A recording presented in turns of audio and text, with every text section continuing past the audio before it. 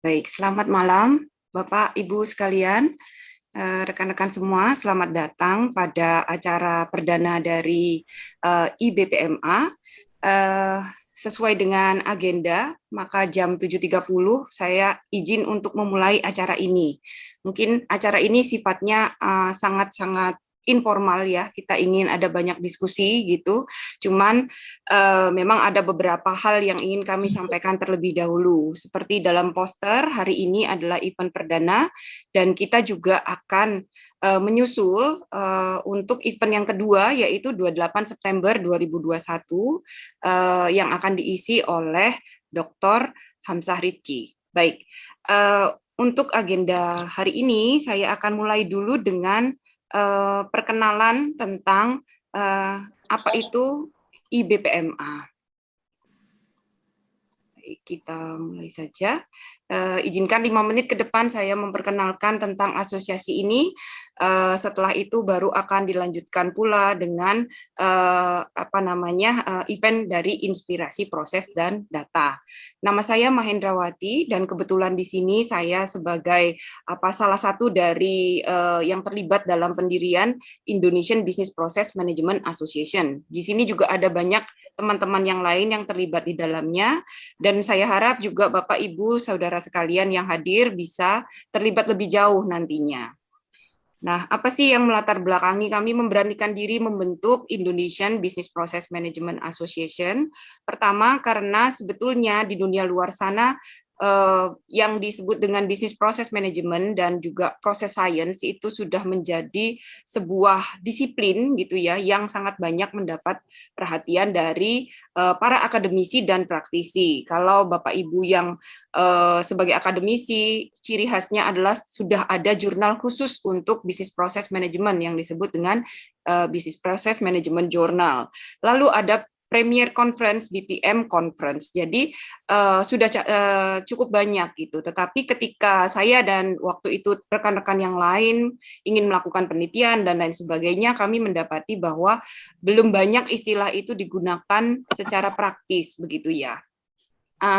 Itu asal mulanya. Nah, walaupun sebetulnya kami melakukan banyak penelitian-penelitian yang terkait gitu sebetulnya dengan bidang BPM. Nah, tidak lama setelah mungkin tahun lalu tepatnya, pada saat BPM Conference itu ada seorang profesor, yaitu Profesor Jan von Brockie dari University of Liechtenstein. Beliau memperkenalkan sebuah disiplin baru yang membesar dari sekedar BPM yang disebut dengan process science. Nah, pada saat yang bersamaan, mulai tahun lalu, saya juga mendengar bahwa di Indonesia sendiri sudah ada peraturan pemerintah tentang sistem pemerintahan berbasis elektronik. Nah, ketika saya melihat isi peraturan pemerintahan tersebut, saya melihat bahwa di situ di dalamnya ada arsitektur SPBE, yang salah satu bagian dari arsitektur SPBE adalah arsitektur proses bisnis. Dan di dalamnya lebih detail itu benar-benar menggunakan bahasa pemodelan BPMN 2.0 yang merupakan bagian penting dari BPM. Oleh karena itu saya rasa kami merasa bahwa ini sudah saat yang tepat untuk kita benar-benar memformalkan gitu ya kolaborasi yang tadinya bersifat sangat-sangat informal begitu. Kebetulan juga kami mendapat dukungan dari BPM Association yang juga menjadi penyelenggara dari BPM Conference tersebut. Steering committee-nya adalah orang-orang atau guru-guru penting di dalam bidang BPM dan proses science. Itu latar belakangnya. Kemudian dengan memberanikan diri pada sebuah event, yaitu International Conference, Information System International Conference atau ISICO, 7 Agustus 2021, di mana pada saat itu juga keynote speaker-nya adalah salah satu profesor di bidang BPM, yaitu Profesor Jan Mendling. Kami launching IBPMA ini. Begitu. Apa sebetulnya tujuan dari IBPMA? Sebetulnya simpel saja, biasanya organisasi atau asosiasi memiliki visi misi gitu ya. Visinya ini masih terus kita bentuk, tapi yang jelas tujuan dari pendiriannya adalah sebagai wadah kolaborasi gitu ya, ABG istilahnya, Akademi academics gitu ya, kemudian business and government, karena ketiganya harus saling bersinergi untuk mencapai hal yang lebih besar gitu. Jadi kolaborasi dari akademisi dan praktisi, kemudian juga harapannya bisa menjadi pusat studi dan berbagi ilmu, dan pada akhirnya menjadi mitra bagi pemerintah maupun industri dalam hal-hal yang terkait dengan BPM dan juga proses sains. Nah, ada beberapa usulan program, jadi yang kami selenggarakan pertama sekarang ini hanya satu saja, sebetulnya ada cukup banyak gitu ya. Yang pertama memang webinar, sosialisasi, serta edukasi, karena banyak sekali yang sebetulnya sudah menjalankan bagian dari BPM atau proses science, tapi kami belum tahu. Jadi kami juga ingin mendapatkan lebih banyak informasi tentang itu. Kemudian harapannya juga suatu saat nanti bisa membuat handbook untuk BPM practice gitu ya. Sebaliknya juga sharing session dari para para praktisi terkait dengan apa yang sudah dilakukan di industrinya. Dan karena sebagian besar dari kita juga akademisi, harapannya kita bisa melakukan bersama-sama melakukan riset bersama gitu ya, atau kajian-kajian. Demikian perkenalan yang sangat-sangat singkat tentang IBPMA. Lebih jauh mungkin ada Bapak Ibu atau rekan-rekan di sini yang belum menjadi member. Sampai saat ini kami sudah memiliki 73 member ya terdaftar. Mudah-mudahan para member tersebut memang akan kedepannya akan aktif juga gitu ya, supaya kita semakin besar begitu. Lebih lanjutnya juga bisa kita punya grup Telegram yang disebut Proses Sains Indonesia. Silahkan kalau ingin bergabung di situ. Sudah ada channel YouTube, belum ada videonya. Mudah-mudahan ini adalah video perdana, gitu ya. Juga bisa menghubungi kami lewat email, gitu. Baiklah, mungkin itu cukup perkenalannya. Nah, kita akan langsung masuk kepada event kita kali ini, yaitu inspirasi, proses, dan data. Nah, kita memang sinerginya di dua situ ya, ada proses dan ada datanya. Nah, yang mengisi adalah salah satu founder dari IBPMA juga, yaitu Profesor Bernardo Nugroho Yahya. Sudah ada di sini. Terima kasih Pak Bernardo sudah bergabung. Nah, saya perkenalkan sedikit. Beliau karirnya diawali dengan menjadi awalnya dulu itu adalah research fellow, tapi di Pusan National University, kemudian pernah menjadi postdoctoral fellow di Ulsan National Institute of Science and Technology, dan associate professor, asisten profesornya juga gitu di HUFS. Sekarang beliau adalah full professor di Industrial and Management Engineering, Hankook University of Foreign Studies. Jadi ini gambarnya sudah Korea banget gitu ya Pak. Mungkin nanti lama-lama orang membingungkan Bapak Korea atau Indonesia ya, karena penampilannya sudah sangat Korea gitu. Mudah-mudahan nanti ini nggak salah yang datang pada pengen tentang Korea yang lain nih Pak nanti gitu ya. Nah, research interest beliau ada di data analytics dan business process analytics, tapi juga beliau banyak melakukan riset di bidang machine learning and artificial intelligence. Ada research grant juga yang pernah beliau dapatkan dari Australia Korea Foundation, kemudian co-investigator untuk Institute for Information and Communication Technology Promotion, IITP, dan National Research Foundation of Korea. Itu hanya saya yakin beberapa saja dari apa yang beliau sudah pernah raih. Baik, itu dari saya. Mungkin sebelum saya serahkan kepada Pak Bernardo, ada baiknya kita foto bersama dulu, karena ini diminta oleh saya akan stop share dulu. Pak Yoga sudah siap ya, Pak Yoga? Mohon Bapak Ibu berkenan untuk on cam dan virtual background-nya diaktifkan, karena nanti pengennya ini akan dikirimkan ke BPM Association, kita diminta laporan gitu ya, akan dimasukkan ke BPM newsletter, lumayan lah ya. Belum ada section lain yang di dunia yang udah punya, baru Indonesia ini ya. Pokoknya nggak kalah gaya kita gitu. Baik, sudah siapkah Bapak Ibu? Ya, ini ada 3 page ya Bapak Ibu sekalian. Ini page pertama dulu, mungkin yang baru join bisa diganti dulu ya. Ini agak penting. Kalau lain kali nggak apa-apa, ini foto pertama soalnya. Sekarang ini. Baik. Oke, yang page pertama dulu mungkin ya. Saya ambil Sudah, satu. Yoga? Baik, sebentar. Oh, ya, bisa siap-siap dulu mungkin. Oke, 1, 2, 3.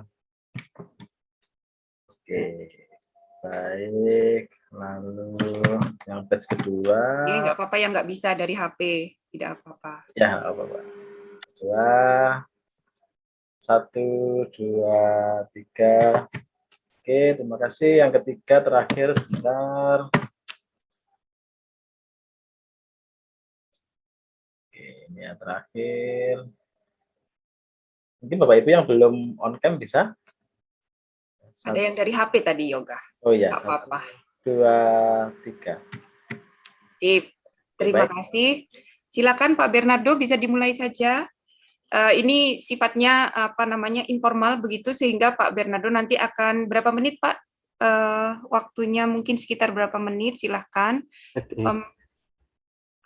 Sampai Mungkin 30 menit ya Pak ya, ya, untuk saya materi, usahakan di setelah itu 30 tanya menit ya. jawab. Baik, Siap. silakan. Oke.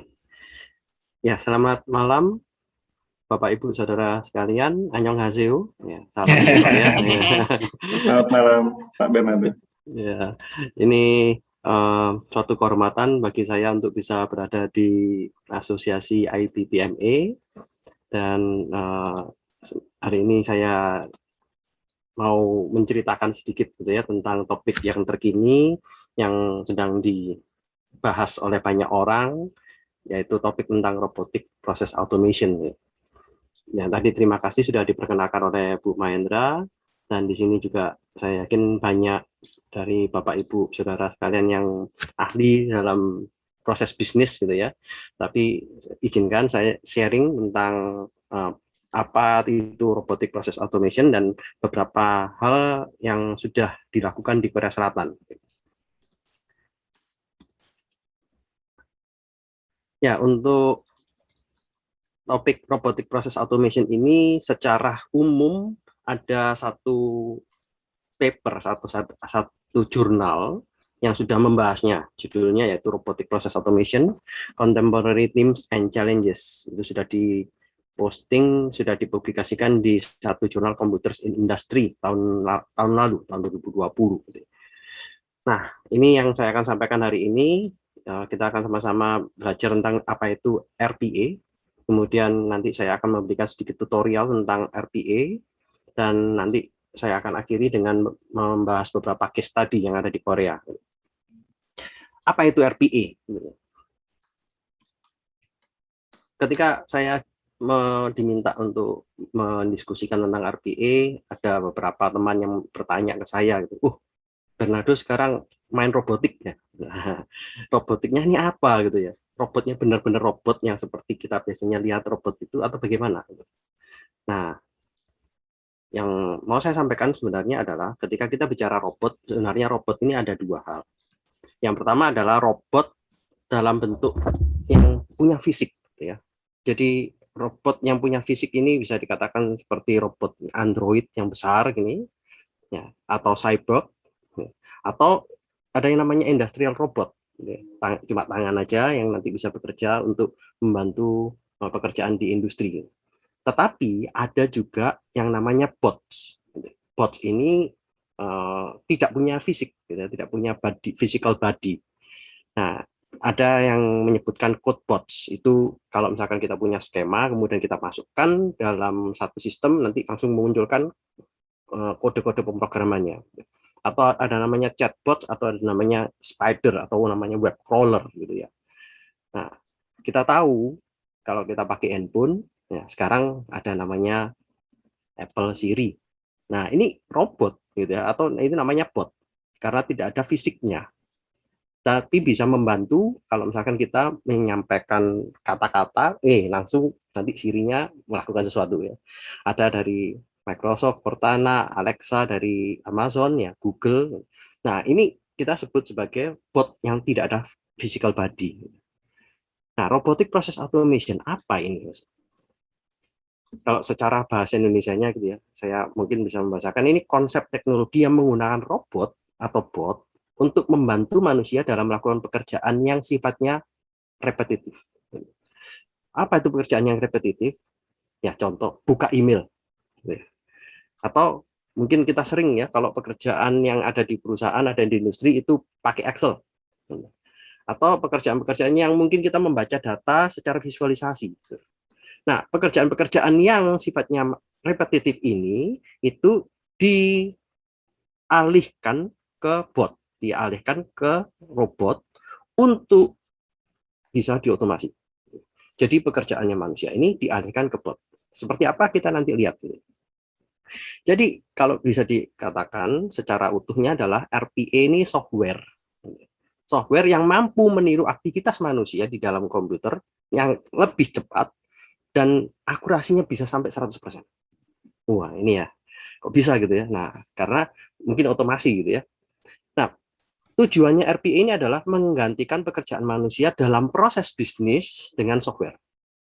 Nah, secara khusus saya hari ini akan fokus tentang bots gitu ya, tetapi nanti dalam perkembangannya bisa juga ada robot di dalamnya.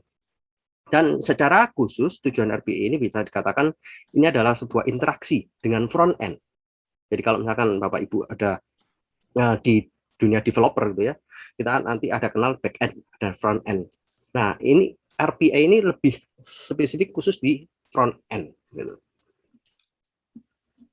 Ada 3 tipe ya, RPA ini di dalam definisinya ada 3 tipe, yaitu probots, ada nobots, dan ada chatbots. Kalau chatbots kita tahu ada di website, kemudian nanti muncul kita ditanya what do you need, atau ya kita bisa nanti menyampaikan dengan ketikan gitu. Tetapi ada namanya nobots. Nobots ini mungkin seperti web crawler. Kalau kita mau dapat data dari internet, kita spesifikasikan linknya, kemudian kita ambil sesuai dengan spesifikasi yang kita mau. Atau namanya probot. Nah, probot ini cuma aturan-aturan sederhana, kayak seperti if then else gitu. Atau ya satu yang repetitif, buka Excel, buka email. Nah, kita bisa membuatnya itu menjadi sebuah aturan yang berurutan. Nah, mengapa kok harus RPA gitu? Nah, yang pertama ini saya melihat karena ada banyak negara-negara maju sekarang ini mulai mengalami penurunan secara populasi. Jerman, Korea, Jepang, Italia. Diperkirakan di tahun 2040, tahun 2050 penduduknya akan menurun. Yang kedua, karena salary ya, ini naik terus ya. Apakah pernah kita melihat gaji turun? Wah, bisa protes gitu kan kalau gaji turun ya. Nah, gaji tidak pernah turun gitu. Meskipun ini ada satu grafik yang menunjukkan ada penurunan. Nah, ini penurunannya terjadi di Italia. Tahun 2012 atau 2015 itu ternyata turun gajinya. Mungkin karena ada devaluasi mata uang dan sebagainya gitu. Dan pekerjaan yang dilakukan manusia itu ada kecenderungan untuk salah. Sehingga RPA ini muncul untuk bisa memberikan solusi terhadap masalah-masalah yang ada ini. Beberapa aplikasi yang bisa kita lihat secara umum yang sampai saat ini banyak di dunia banking, financial, insurance. Tapi tidak menutup kemungkinan di dunia manufacturing. Ada di manufacturing, ya ini kalau misalkan yang warnanya orange, ini lebih potensinya tinggi. Tetapi kalau yang blue, ini lebih potensinya rendah. Nah, banking ini ternyata punya potensi besar untuk melakukan RPA. Tetapi untuk perusahaan-perusahaan seperti manufacturing, ada sebagian proses yang bisa di RPA kan, tetapi ada yang tidak bisa, ada banyak yang lebih tidak bisa gitu ya. Nah, kita bisa lihat di sini kalau misalkan semakin banyak yang lebih ke arah orange, itu lebih banyak itu banking, financial service, insurance, healthcare gitu. Manufacturing kurang banyak ya, ada high tech, telekom, dan energy utilities. Nah, ini menjadi sebuah hal data yang kita bisa ambil ke industri kita masing-masing. Kalau misalkan kita di industri apa, mungkin nggak kita melakukan RPA. Ada contoh misalkan di insurance, bagaimana memperbarui customer profile, bagaimana kita mengotomasi mengenerate renewal premium. Nah, itu sesuatu yang mungkin berulang, dan bagaimana kita membuatnya itu menjadi RPA. Ada banyak teknologi yang sudah di pasar, di market, tetapi 3 software ini sangat mendominasi, yaitu Blue Prism, UiPath, dan Automation Anywhere. Ini masih produk-produk dari yang Automation Anywhere ini produk dari Amerika. UiPath ini unik, gitu ya. Ini produknya dari Rumania, tetapi sekarang dia punya basisnya di UK. Blue Prism ini produknya dari UK.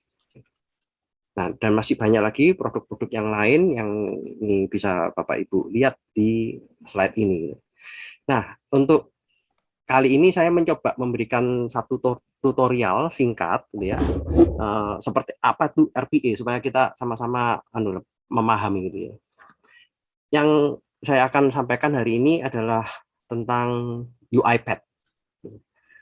Jadi saya akan menggunakan UiPath Community Version. Kalau misalkan Bapak Ibu ada yang tertarik, gitu ya, mencoba, ya bisa, gitu ya, mendownload Community Version ini. Nah, apa yang akan saya lakukan ini adalah yang pertama saya akan akses ke sebuah website. Kemudian saya akan memilih data-data apa yang saya mau ambil. Ini karena kebetulan saya di data analytics, gitu ya. Jadi saya akan mencoba memperlihatkan tutorial ini, mengambil data dari website, kemudian saya akan meletakkannya itu dalam sebuah file CSV. Nah, kira-kira nanti hasilnya seperti ini. Nah, kalau hasilnya seperti ini, dari website ini, kira-kira butuh berapa lama sih untuk menghasilkan file ini? Ya, saya akan coba, gitu ya. Mungkin saya akan share semua screen saya. Oke.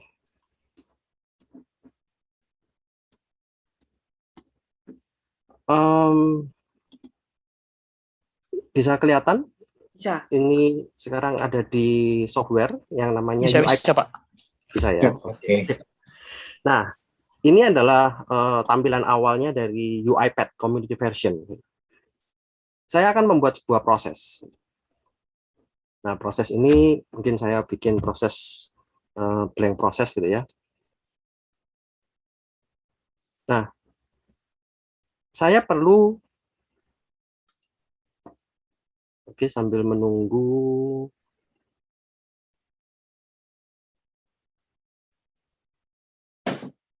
Oke, nah ini adalah UiPath Studio Community Edition, gitu ya.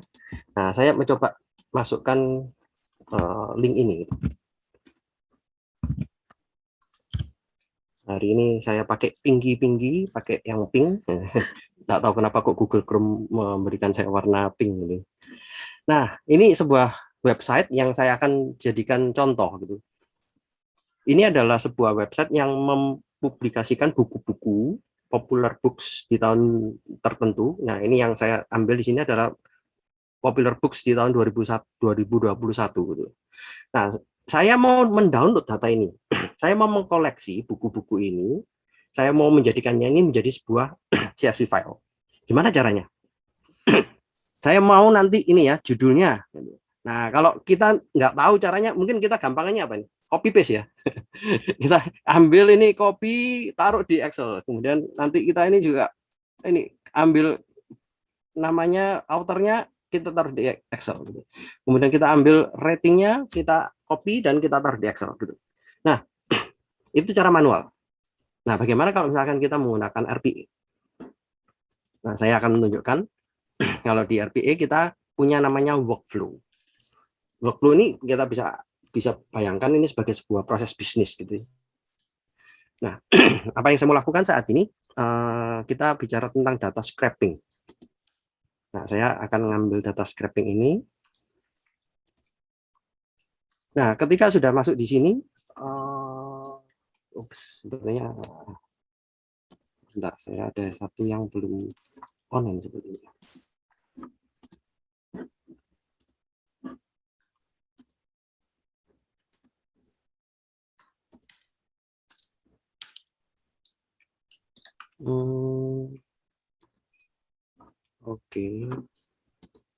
Oke, sebetulnya ada satu, ini saya harus menyalakan Ya, ini ada yang perlu di setting sebagai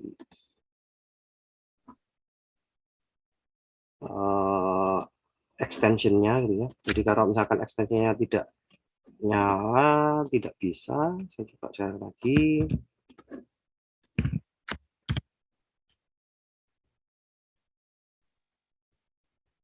Oke, nah sudah masuk di sini.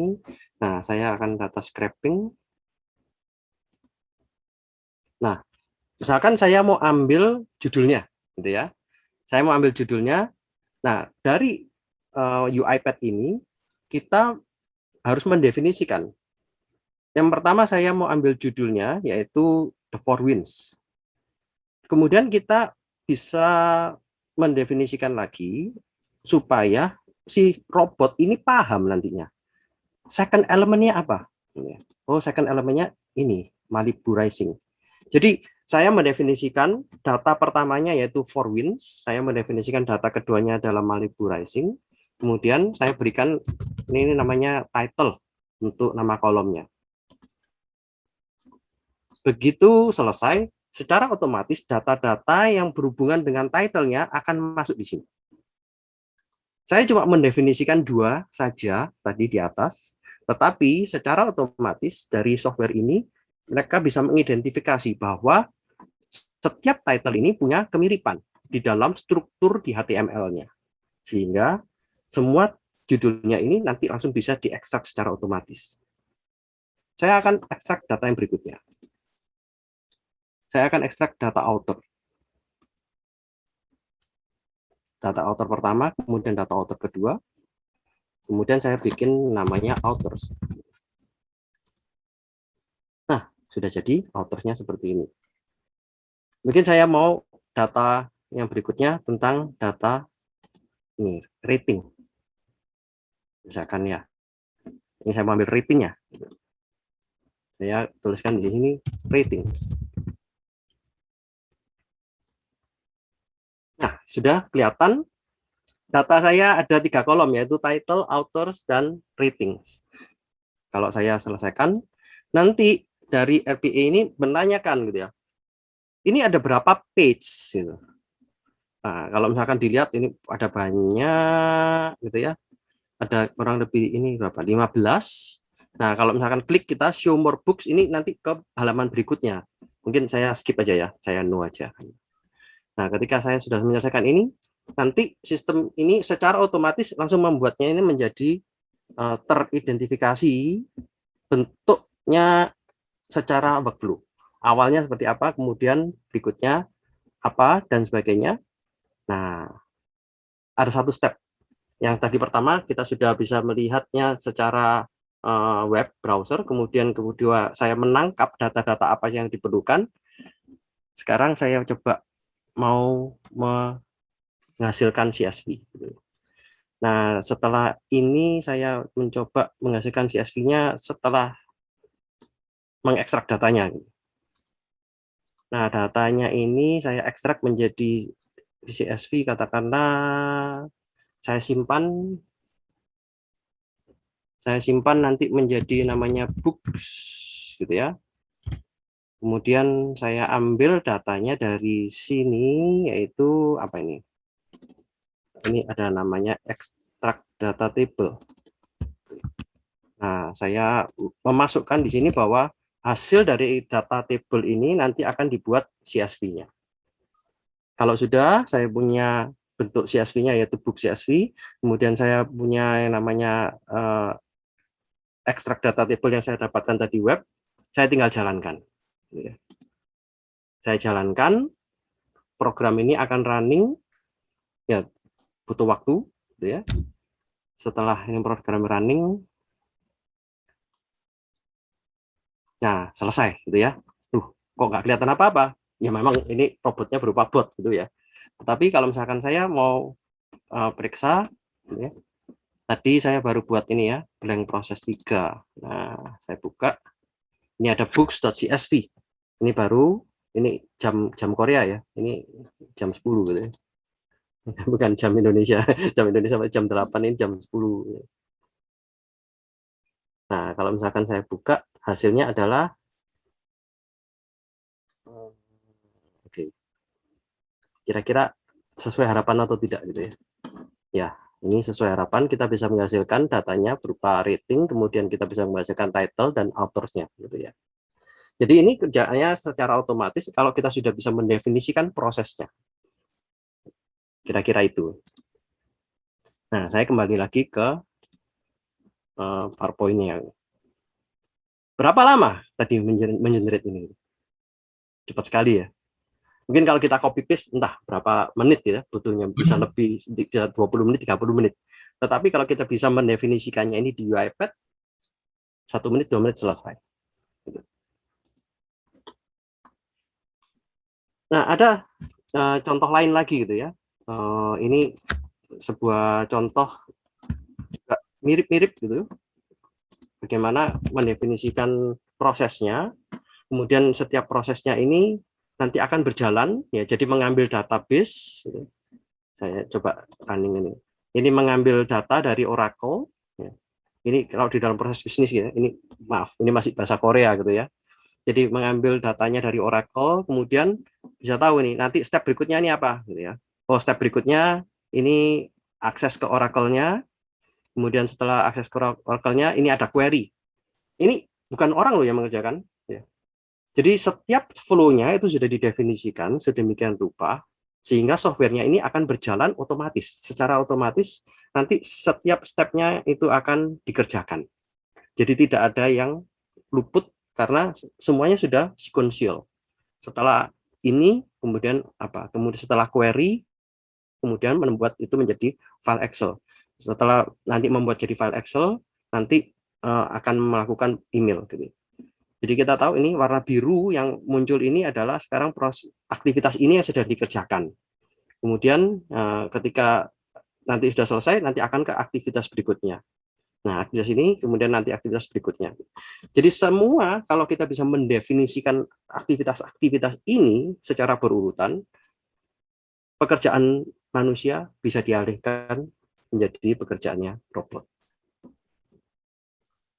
Saya hentikan di sini. Saya kembali lagi ke materi.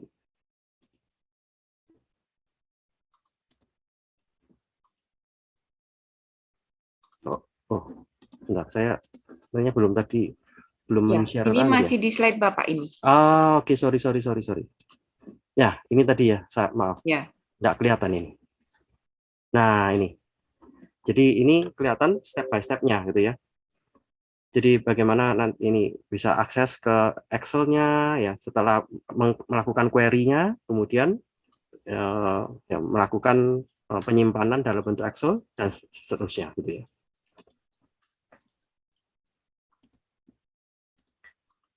Nah, ada banyak hal yang bisa diceritakan mana yang cocok pakai RPA, mana yang nggak cocok pakai RPA gitu ya. Nanti mungkin kita bisa diskusi gitu ya. Nah, yang saya mau sampaikan adalah beberapa case study di Korea. Yang pertama adalah di masalah banking. Ini sebuah case yang sudah dijalankan oleh LG CNS dengan sebuah bank namanya KB Gukmin. Ini adalah proses pembayaran. Jadi pembayaran dari perusahaan, ini ada contohnya pakai nama inisial ya, ABC, XYZ, sama HIJ. Contohnya ABC pakai database untuk menyerahkan data ke bank. PT XYZ itu membuat pakai sistem web. Tetapi PT HIJ ini menggunakan Excel, dikirim ke bank. Nah, yang dikerjakan oleh bank ini adalah membuat AI system yang bekerjasama dengan LG CNS. AI-nya ini mengamati, kalau datanya ini seperti yang biru, oh nanti strukturnya bagaimana? Datanya kalau yang seperti orange seperti apa? Datanya yang hijau seperti apa? Setelah AI sistemnya mengamati bentuk data strukturnya, mereka membuat struktur data yang sesuai untuk banknya. Nah, kemudian botnya yang akan bekerja. Botnya melihat struktur datanya seperti ini, kemudian dibuatlah sebuah registrasi supaya nanti akan terjadi transfer.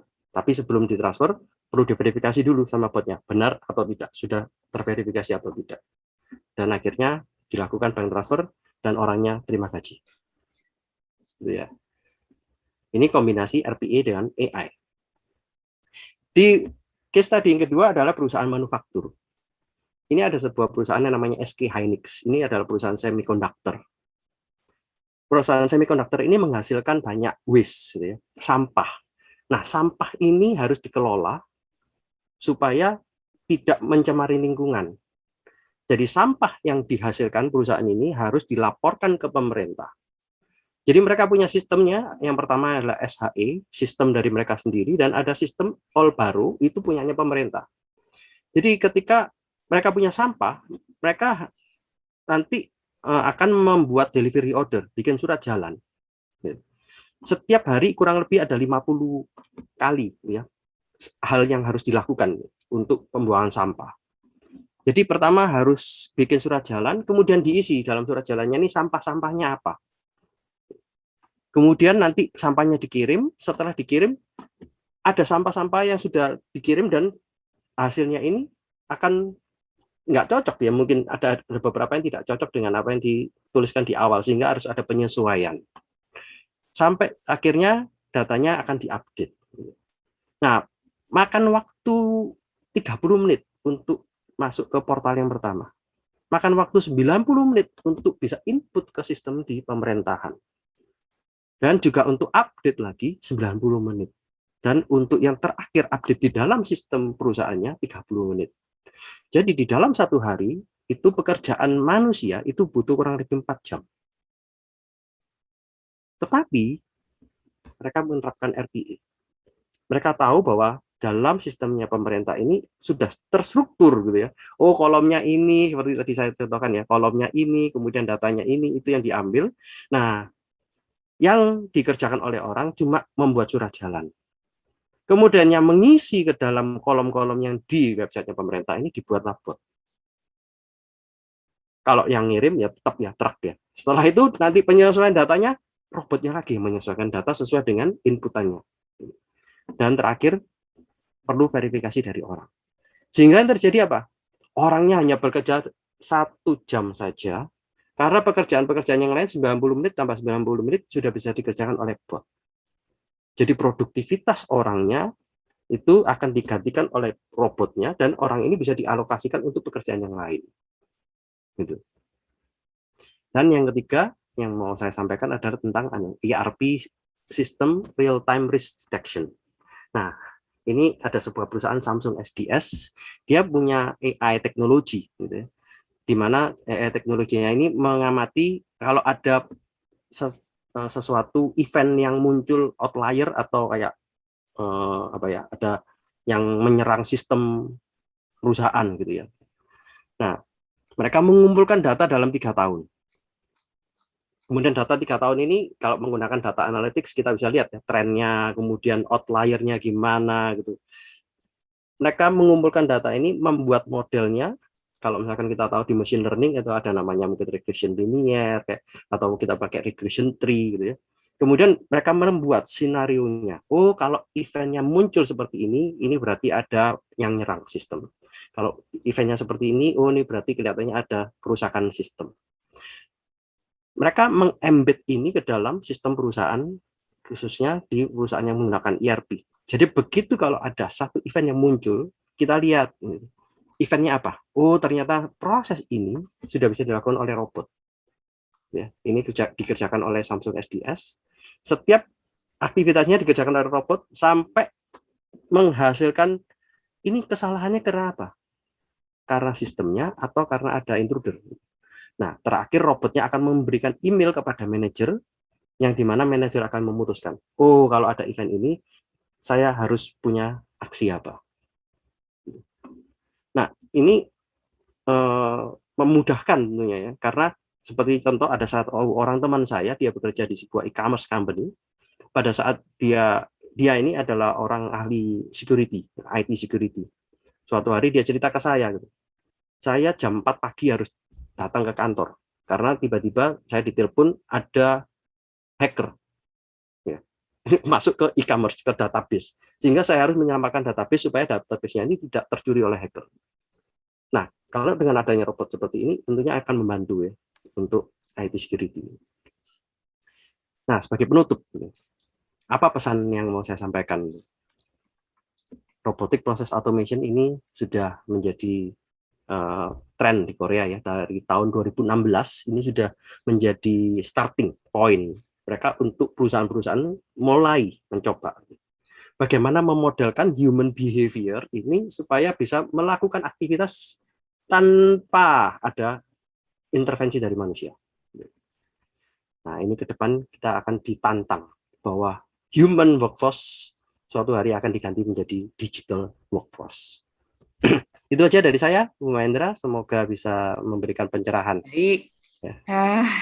Singkat tapi langsung padat gitu ya Pak. Baik, terima kasih. Nah, ini saya nggak seperti kayak biasanya. Saya persilahkan saja mungkin dari teman-teman ada yang ingin melanjutkan diskusi dengan Pak Bernardo, tanya atau bagaimana, langsung saja silakan. Bisa unmute dan bisa memulai. Silakan. Ada yang mau mulai dulu? Saya Bu Mahendra. Silakan Pak Hamzah. Ya, Prof. Bernardo, menarik banget. Kebetulan juga ini salah satu mahasiswa saya semester kemarin juga baru pertama kalinya groundbreaking nih, ada di akuntansi, ngambil topik skripsinya adalah RPA, pakai UiPath juga. Terus di situ satu yang kami tangkap ya, kebetulan kami juga mengundang beberapa alumni yang niatnya mungkin mereka juga tertarik dengan topik tersebut. Nah, cuman satu yang menarik, mungkin sebagian besar lebih banyak mengacu concern terhadap proses otomasi itu menggantikan peran manusianya. Cuman kalau yang satu lagi, kalau yang saya juga masih penasaran adalah ada pertanyaan tersisa bahwa ketika dia RPA itu diterapkan, ternyata kan niat awalnya kan adalah mempermudah suatu area tertentu di dalam pekerjaan.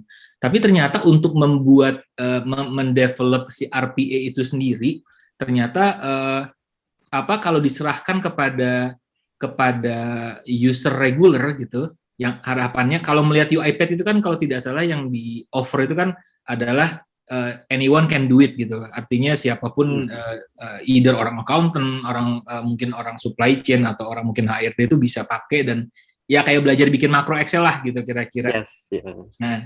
Nah, ternyata tidak sesederhana itu. Ini komentar langsung dari pelaku dan saran mereka justru bagusnya dibuat Center of Excellence. Jadi semacam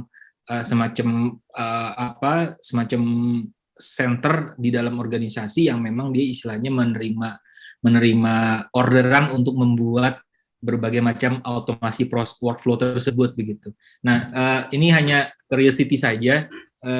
Ternyata terlepas dari value yang ditawarkan oleh si RPA tersebut, ternyata dia masih belum mungkin tidak bisa ya, tapi belum aja banyak tantangan untuk bisa diintegrasikan di dalam kemampuan manusia dalam hal ini user bisnisnya gitu. Ya ini saya ingin mendengar pandangan aja dari Pak Prof. Merdano, apakah memang demikian dan kalau iya apakah memang perlu kita memaksa atau mendorong regular user di dalam company itu untuk bisa gitu, atau mendingan diserahkan aja sama si Center of Excellence tersebut gitu mungkin ya. Mudah-mudahan bisa ditangkap ya Pak. Mohon maaf Prof. Kalau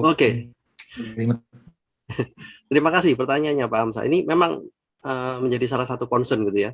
Saya juga mendapatkan sharing dari seorang teman saya, ini nggak tahu apakah ikut hadir di sini gitu ya.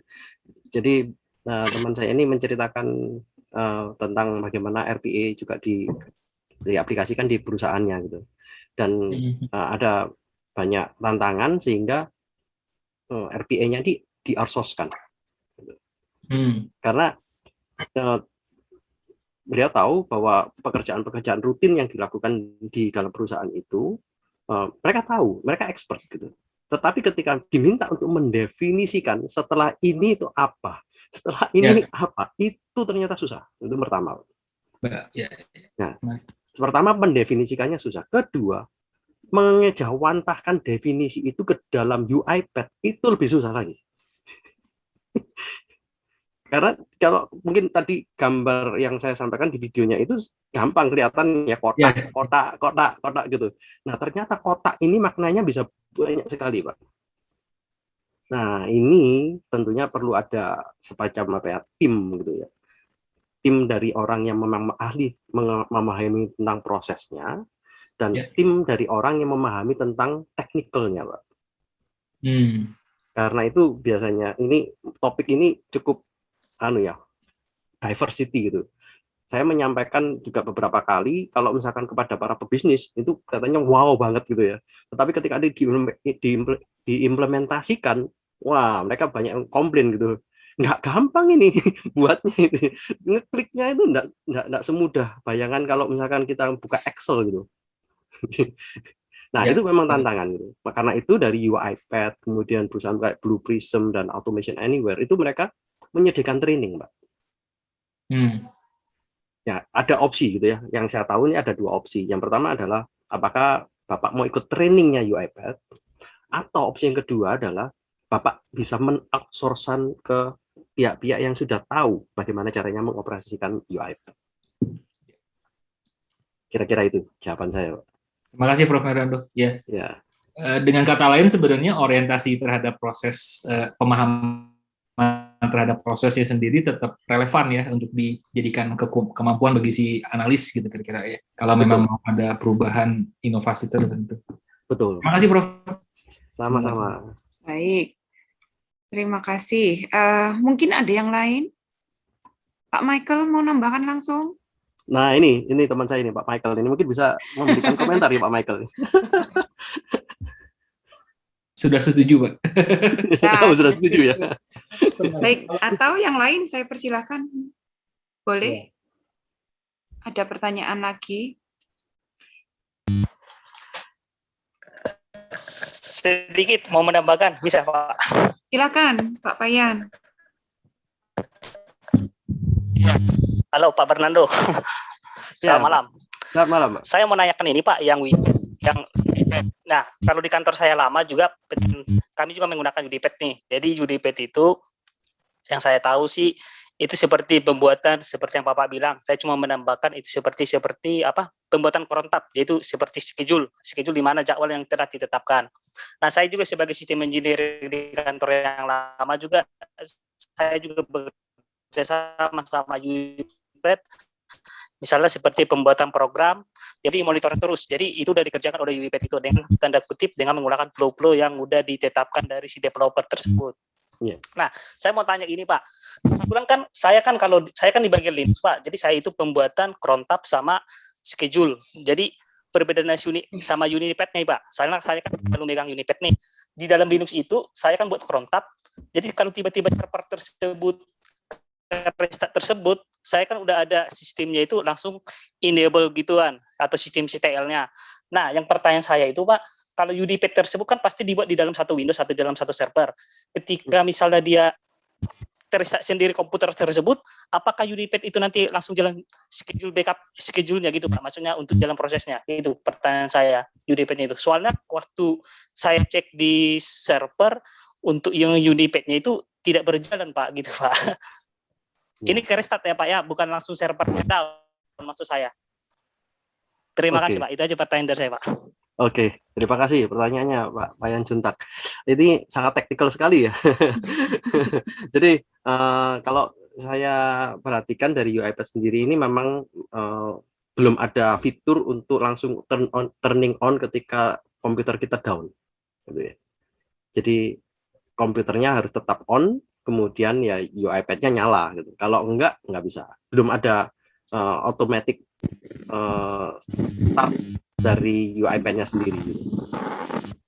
Tapi kalau kelemahannya itu Pak ya, kalau misalnya restart sendiri ya, maksud saya restart itu Pak, misalnya nih apa namanya, misalnya blank atau apa, kan kalau perbedaannya kalau sama Linux itu kalaupun terrestart dia masih apa sistemnya masih ini, maksudnya betul, masih bisa berjalan sendiri. Ya, gitu, Pak. Betul. Tetapi kalau misalkan saya belum tahu yang versi yang berbayarnya di Blue Prism dan di Automation Anywhere itu mereka menggunakan sistem web. Jadi kalau misalkan katakanlah komputer kita down, kemudian kita restart, kemudian kita on lagi, secara otomatis nanti dari Automation Anywhere ini akan connect ke web. Dan kalau misalkan kita menggunakan ID dan passwordnya itu sudah automatic login, ya nanti akan mengulang lagi. Gitu. Nah, itu karena dia menggunakan sistem cloud. Gitu. Tapi kalau UiPath yang kita install di komputer kita, itu belum ada sistem untuk automatic loginnya. Gitu. Ada tambahan dari Pak Michael di chat, katanya bisa dicoba unattended bot di cloud base. Ya, itu Pak bisa. Payan. Bisa dicoba itu, unattended bot. Gitu. Cuma saya belum pernah coba. Mungkin ini Pak Michael punya pengalaman ini Pak Michael ini. Baik. Pak Michael, ada yang mau disampaikan? Atau dari Pak Payan bagaimana Pak? Kalau saya sih, kalau misalnya seperti yang Bapak Bernardo bilang sih, kalau misalnya dalam satu kalau Intel sendiri di dalam satu server sih emang nggak bisa memang. Tapi kalau dalam cloud saya belum pernah Pak ini ya Pak Michael nantinya. Ya. Itu aja sih. Thank you Pak. Yuk. Oke. Baik. Ya. Terima kasih. Kita masih ada kalau mau stick dengan waktu, mengingat Pak Bernardo juga di Korea ini. Sudah jam berapa Pak? Sudah mendekati setengah 11. Ya, Mari saya persilahkan jika masih ada pertanyaan.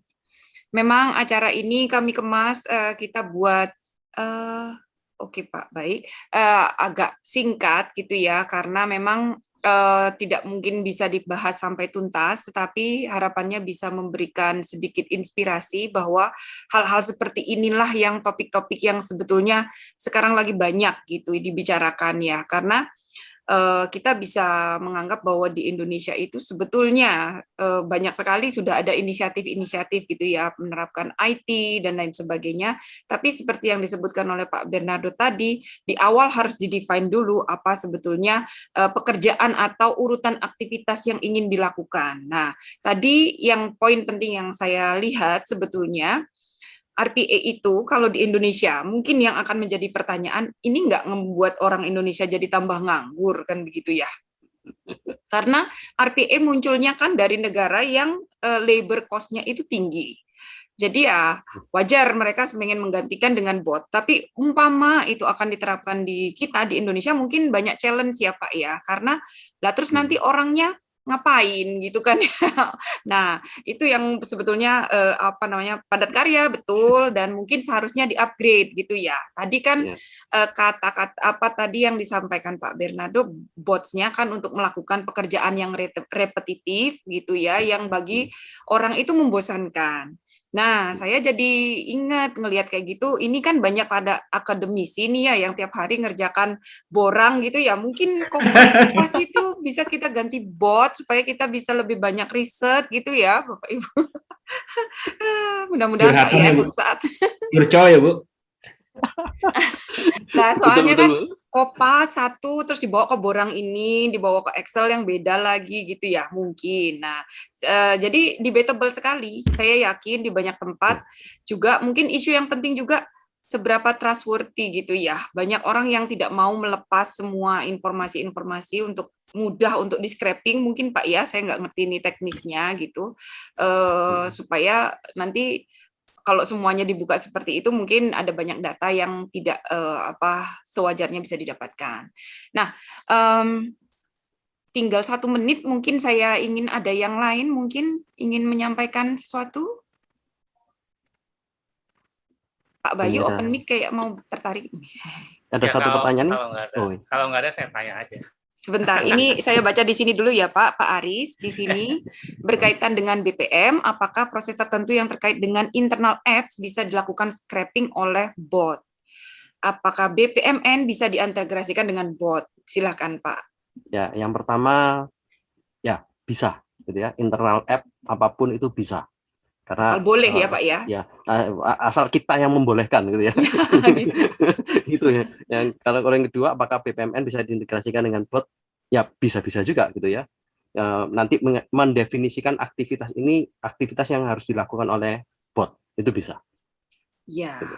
Ya, ya. Jadi kalau gini jadi ingat sama banyak sekali vendor-vendor sekarang itu kan yang menyebut dirinya BPMS Suite itu kan dia sudah termasuk integrasi dengan RPA ya. Jadi Betul. saya nggak mau menyebut merek sih, tapi Ya. seringkali melihat demo-demonya memang sekarang arahnya dia udah bisa nyambungkan dengan ERP, dengan apa namanya sosial media dengan banyak gitu. Jadi memang akhirnya orkestrasi sekali BPMS-nya. Cuman ya teknologi itu masih kayaknya belum banyak juga di Indonesia ya Pak ya. Betul. Ya. Ya. Baik, Pak Bayu, monggo. Ya, saya juga pengen melihat konteksnya dalam Indonesia gitu, karena saya ingin menambahkan dengan yang Bu Mahir ceritakan tadi. Sebenarnya proses kita juga banyak yang belum baku. Ini salah satu yang kasus yang saya alami ya, di dalam kehidupan saya. Kebetulan saya tinggal dengan seorang istri saya, pekerjaannya verifikator data untuk menyerahkan ke BPJS di sebuah rumah sakit. Yang menarik adalah verifikator kan tugasnya cuma memverifikasi data, tindakan apa yang sudah dikerjakan, dan kemudian dibuat laporannya untuk format BPJS. Problemnya adalah data yang diminta itu tidak sesuai dengan apa yang dimaui. Jadi ada pihak yang minta data dan pihak yang menyediakan data itu nggak ketemu. Keduanya memiliki proses yang berbeda. Nah, menariknya itu kejadian itu setiap hari. Setiap hari itu menumpuk sampai hari berikutnya.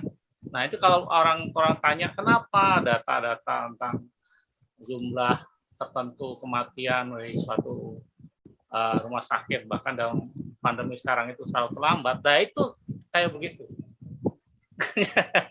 Jadi tiba-tiba kok turun gitu. Belum. Karena datanya masih rapelan. Berapa minggu lagi kok naik lagi. Nah, itu karena itu. Ini sampai tingkat nasional itu. Bayangkan mikro aja rumah sakit kayak begitu. Nah, pertanyaan saya adalah bisa nggak gitu kondisi proses yang by regulation harus diminta gitu ya oleh suatu institusi. Umpamanya contoh kita kan bicara di dimensi kesehatan tuh sudah hampir tiap hari itu ya jadi concern kita. Institusi kayak penyandang dana besar untuk kesehatan kan sekarang yang paling top tuh BPJS itu ya. Itu bisa di ini yang jadi kerjaan besar kita ya. Bisa di sinergikan gitu ya dengan proses yang ada di rumah sakit sehingga pendataan yang sekarang jadi concern laporan harian itu yang positif, negatif, kemudian ada yang sudah wafat, meninggal itu bisa langsung terupdate karena concern kita itu karena masalahnya proses dan data itu enggak seperti yang diminta. Nah, bot ini kan bisa sebenarnya membantu gitu. Jadi kerjaan itu kadang-kadang sampai di bawah rumah dikerjakan sampai lembur-lembur malam, nggak ada uang lemburnya dan sampai Sabtu Minggu. Kata kuncinya nggak ada uang lemburnya Pak ya. Umpama ada uang lemburnya mungkin beda. Masih mending itu kan tadi kan Pak Bernardo bilang cuman selisih tadi 90 menit bisa 3 menit. Ini enggak, ini bisa berjam-jam dan dibawa pulang ke rumah dan weekend itu Sabtu Minggu pun masih kerja untuk membersihkan data sampah ini supaya itu kerjaan orang Indonesia. Makanya prosesnya itu memang sengaja tidak dipermudah gitu, atau tidak diformatkan gitu, atau tidak dimodelkan dengan baik. Belum lagi masalah datanya gitu. Modelnya prosesnya sudah jalan, datanya data sampah gitu. Jadi datanya untuk diverifikasi enggak lah ya. Loh, gimana mau verifikasi, bagaimana mau dinilai orang datanya aja nggak ada. Ya, bahkan untuk ngambil kebijakan datanya data sampah. Jadi ya mau gimana gitu. Jadi ini mungkin bot bisa banyak membantu dari level yang terkecil aja. Mungkin dari kampus gitu ya. Melihat siapa yang keluar masuk kampus, karena di kampus saya itu kan nggak jelas tuh siapa yang masuk belum masuk, bisa detect bisa sistem yang lewat yang begitu, yang sederhana begitu. Karena seringkali mulai dari yang sederhana itu ya yang buat RPA ini sebenarnya banyak gitu ya. Mungkin problem kita mungkin masalah mendevelopnya itu tadi benar kata Pak Hamzah itu. Saya melihat kita belum banyak orang yang bisa mengerti prosesnya. Itu kan makanya kita mulai di BPN. Ini tepat sekali gitu ya, meskipun sudah terlalu terlambat juga. Cari-cari Bu Mahe ini sama Bu Pak Hamzah ini kemana gitu, sudah bukunya kan. Tanyain ke translate. Ini jadinya nggak perlu dijawab ya. Kan retorik gitu ya, itu kita Iya, pahami jadi bersama gitu ya. Iya, prosesnya itu loh, Pak. Kalau proses sederhana, Bapak mulainya dari mana itu dalam konteks Indonesia dalam penanganan data pandemi kayak gitu? Mungkin ada usulan solusi sederhana. Ya. Saya kira kalau tadi yang disampaikan oleh Bu Mahendra ya tentang borang gitu, itu sesuatu yang mungkin bisa dilakukan juga gitu. Kemudian juga pekerjaan-pekerjaan kita yang ya saya karena sudah lama di Korea gitu, saya melihat banyak aktivitas-aktivitas yang sudah digitalisasikan, gitu.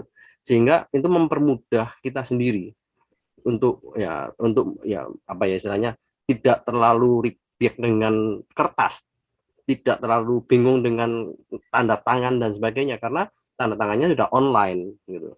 Dan verifikasi siapakah saya itu dengan kayak modelnya OTP gitu.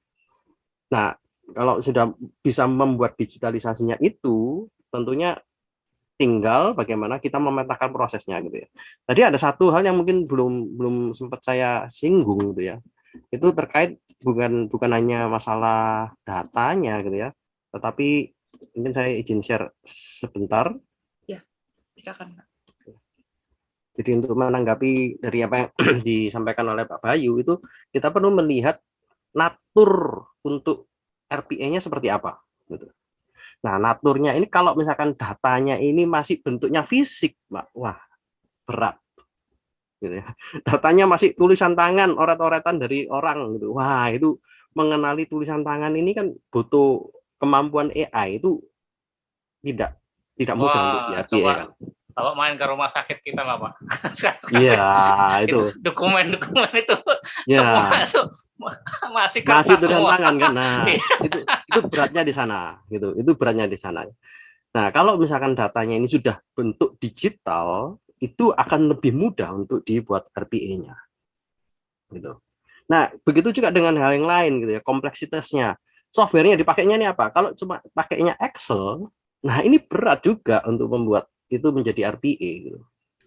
Exception-nya ada banyak gitu. Misalkan kita tahu mau ke rumah sakit nanti dokternya belum datang, masih tunggu dulu. Nah, berarti nggak bisa di RPA kan itu. Karena sudah mungkin schedule-nya datang jam 10, dokternya masih belum datang jam 10. Nah, ketika itu dibuat RPA nggak lolos nantinya gitu. Nah, hal-hal seperti ya stabilitas atau ada human factor-nya gitu. Itu yang menentukan apakah ini bisa di RPA atau enggak. Nah, kita coba mulai dengan cara mendigitalkan. Gitu. Kalau misalkan kita sudah punya digitalisasi, maka itu sebenarnya sudah punya struktur. Nah, kalau sudah strukturnya kelihatan, kita akan lebih mudah membuat RPA yang sederhana. Jadi kita mulai dari yang sederhana dulu. Kita digitalkan dulu sesuatu, setelah kita digitalkan, kita buat RPA-nya dari itu. Mungkin itu sih dari saya, Pak. Baik, mungkin kalau diteruskan masih bisa panjang gini ya ceritanya, tapi yang saya tangkap memang yang dikatakan Pak Bayu itu itulah esensinya kenapa BPM tidak sekedar bicara teknologi ya Pak ya, karena in the end teknologi is just a tools gitu. Kalau misalnya yang lain-lain belum beres ya itu tadi saya lihat kalau itu people, regulation, governance semuanya masuk di situ ya. Kalau itu belum rasanya sulit. Nah, kalau yang dicontohkan oleh Pak Bernardo tadi, itu berarti kan memang sudah ada needs untuk menggantikan pekerjaan yang repetitif itu dengan bots dan diperbolehkan, memungkinkan, skills-nya juga ada begitu ya. Sehingga untuk bertransisi di Indonesia ya itulah PR kita bersama. Nah, mudah-mudahan dari banyak sharing-sharing nanti kita paling tidak bisa memulai dari yang kecil-kecil dulu. Nah, berhubung waktunya sudah lewat 5 menit ini Pak Bernardo, saya ucapkan terima kasih banyak atas sharing dari Bapak. Sebagai event perdana, saya sangat senang ini sudah ada di sini ada 60, tadi sudah hampir 70 gitu ya yang hadir. Tapi ini bukan terakhir ya, saya harap masih banyak lagi kita akan ada meeting-meeting, dan saya harap tadi pesan sponsornya Bapak Ibu yang merasa berminat untuk terus mendengarkan sharing-sharing yang sama bisa bergabung di tadi saya sebutkan lagi aja ya. Bu Ika bisa di-share lagi bahwa IPD yang kedua itu akan dilakukan di bulan September ya. Ini nanti sudah ada pembicaranya di sini. Pak Hamzah mau promo sedikit, boleh? Terima kasih Bu Mahen.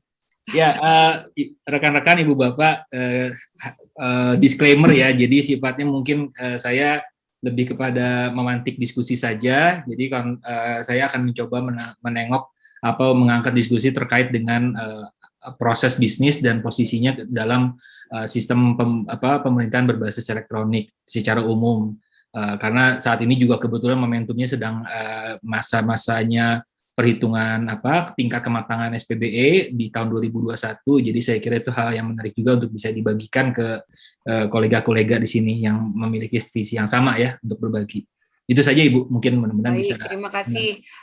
Akhir kata sebelum kita akhiri, saya mohon bersedia untuk sekali lagi kita foto bersama supaya nanti kita bisa semuanya hadir lagi gitu ya dalam acara-acara berikutnya. Tadi juga sudah saya share untuk Telegram di Proses Science, harapannya di situ kita bisa diskusi informal juga lanjut gitu, riset apapun, dan dari praktisi ada misalnya problem menarik atau pingin sharing apa yang kita akan kupas bersama, silahkan bisa lewat email juga, kami sangat terbuka. Begitu kalau boleh memperkenalkan yang ada di sini Prof. Bernardo dan saya, kemudian Pak Hamzah, Pak Bayu, Pak Yoga, Bu Ika, kemudian ada Pak Stefanus di sini. Kami semua memang yang awalnya ada juga Pak Rohman Fauzi dan Bu Rahmadita, yang jauh dari Korea Pak Ikyu dan Bu Rizka. Tapi kami mengharapkan lebih banyak lagi yang bisa aktif gitu ya untuk membesarkan asosiasi ini untuk kepentingan kita bersama ya. Mudah-mudahan kita bisa berkontribusi lebih jauh bagi pembangunan di negara kita, karena memang untuk bidang ini sangat-sangat jauh tertinggal lah, kita masih banyak sekali yang harus kita pelajari. Baik, saya mohon izin Bu Ika, apakah sudah siap? Sepertinya ini masih ada satu yang tidak memakai background ya di halaman utama. Boleh minta tolong untuk memakai background jika memungkinkan, Bapak Ibu? Iya, susah ya, nggak bisa diatur ya. Nggak Sebentar. apa-apa deh kalau begitu Bu, nggak apa-apa. Ya, Tadi bisa. cuman burem soalnya di awal, setelah kita lihat ya Pak Yoga. Iya, benar. Oke, siap. Saya 3, 2, 1. Kemudian Pak Bernardo pakai salam Korea, Pak. halaman kedua, 3, 2, 1. Oke. Baik Bapak Ibu. Sudah ya Bu Ika? Selesai. Terima kasih atas kehadirannya Bapak Ibu sekalian. Kami tunggu info dan join-nya di member kami dan juga di Telegram. Sampai ketemu lagi. Tadi tanggalnya tanggal berapa Pak Hamzah? Sampai lupa. 28 Bu. 28 September jam yang sama kita bertemu lagi untuk pembahasan yang lain. Terima kasih. Terima kasih semuanya.